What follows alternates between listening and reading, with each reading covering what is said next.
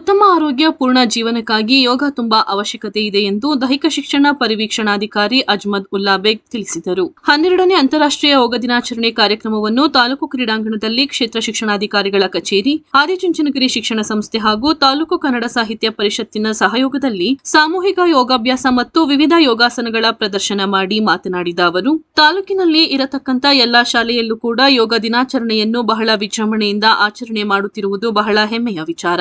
ಈ ದೇಶದ ಪ್ರಧಾನಿ ಮೋದಿಜಿಯವರ ಕನಸು ಈ ಯೋಗ ದಿನಾಚರಣೆ. ಈ ದಿನ ವಿಶ್ವದಲ್ಲೇ ಆಚರಣೆ ಮಾಡುತ್ತಿದ್ದಾರೆ. ಇತ್ತೀಚಿನ ದಿನಗಳಲ್ಲಿ ಮಕ್ಕಳಿಗೆ ಯೋಗಾಭ್ಯಾಸ ಮಾಡಿಸುವುದು ತುಂಬಾ ಅವಶ್ಯಕವಾಗಿದೆ ಎಂದು ತಿಳಿಸಿದರು. ಎಲ್ಲರಿಗೂ ಬೆಳಗಿನ ವಂದನೆಗಳು. ನನ್ನ ಹೆಸರು ಎಚ್.ಎನ್. ಅಜ್ಮತ್ ಉಲ್ಲಾ ಬೇಗ್ ಅಂತೇಳಿ, ದೈಹಿಕ ಶಿಕ್ಷಣ ಪರಿವೀಕ್ಷಕನಾಗಿ HD ಕೋಟೆ ತಾಲೂಕು ಇಲ್ಲಿ ಕರ್ತವ್ಯವನ್ನು ನಿರ್ವಹಿಸ್ತಾ ಇದ್ದೇನೆ.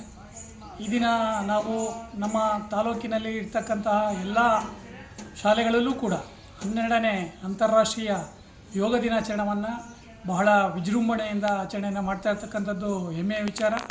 ಇದು ನಿಮ್ಮೆಲ್ಲರ ಅಚ್ಚುಮೆಚ್ಚಿನ ಪ್ರಧಾನಿಯಾಗಿರ್ತಕ್ಕಂತಹ ಮೋದಿಜಿಯವರ ಕನಸು ಕೂಡ ಆಗಿದೆ. ಇವತ್ತು ಬರೀ HD ಕೋಟೆ ಕ್ಷೇತ್ರದಲ್ಲಿ ಮಾತ್ರ ಅಲ್ಲ, ಇಡೀ ವಿಶ್ವದಲ್ಲಿ ಎಲ್ಲ ಕಡೆಯೂ ಕೂಡ ಈ ಯೋಗವನ್ನು ನಾವು ಆಚರಣೆ ಮಾಡ್ತಾ ಇರ್ತಕ್ಕಂಥದ್ದು ತುಂಬ ಹೆಮ್ಮೆಯ ವಿಷಯ ಆಗಿದೆ. ಈ ಪ್ರಸ್ತುತ ದಿನದಲ್ಲಿ ಈ ಯೋಗ ಅಂತಕ್ಕಂಥದ್ದು ತುಂಬ ಅವಶ್ಯಕವಾಗಿ ಇರ್ತಕ್ಕಂಥದ್ದು.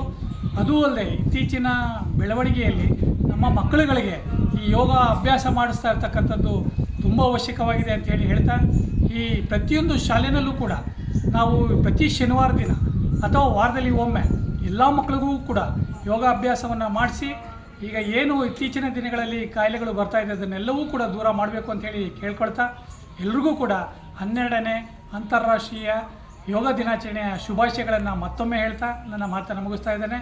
ಜೈ ಹಿಂದ್. ಆದಿಚುಂಚನಗಿರಿ ಆದರ್ಶ ಪ್ರೌಢಶಾಲೆ, Vishwabharati, Saint Mary's, Saint Joseph ಶಾಲೆಗಳ 800ಕ್ಕೂ ಹೆಚ್ಚು ಮಕ್ಕಳು ಯೋಗ ಪ್ರದರ್ಶನ ನೀಡಿದರು. ಕಾರ್ಯಕ್ರಮದಲ್ಲಿ ತಾಲೂಕು ಕನ್ನಡ ಸಾಹಿತ್ಯ ಪರಿಷತ್ತಿನ ಅಧ್ಯಕ್ಷ ಕನ್ನಡ ಪ್ರಮೋದ್, ಆದಿಚುಂಚನಗಿರಿ ಆಂಗ್ಲ ಮಾಧ್ಯಮ ಮುಖ್ಯ ಶಿಕ್ಷಕಿ ನಂದಿನಿ, ಲೆಕ್ಕ ಪರಿಶೋಧಕ ಸಂತೋಷ್, ಲಯನ್ಸ್ ಸಂಸ್ಥೆಯ ಮಾಜಿ ಅಧ್ಯಕ್ಷ CN ನಾಗಣ್ಣ, ಯೋಗಪಟು ಪಳನಿಸ್ವಾಮಿ, ಉಪನ್ಯಾಸಕರಾದ ಸ್ವಾಮಿ ನಾಯಕ್, ಲೋಕೇಶ್, ದೈಹಿಕ ಶಿಕ್ಷಕರಾದ ಶಿವಕುಮಾರ್, ರಾಜೇಗೌಡ, ಕೈಸರ್ ಪಾಷಾ ಉಪಸ್ಥಿತರಿದ್ದರು.